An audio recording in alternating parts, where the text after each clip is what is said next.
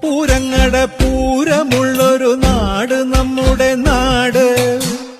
ഓണത്തിന് പുലിയിറങ്ങണൊരൂര് നമ്മുടെ ഊര്. ഇപ്പറഞ്ഞ നാടിന് കരയേഴുമൊട്ടുക്ക് പേര്.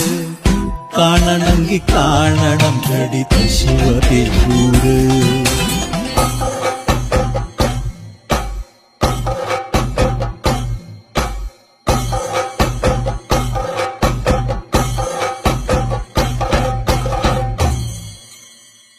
നാടിനൊത്ത നടുവില് പച്ചക്കൊട പിടിക്കണ കാട്.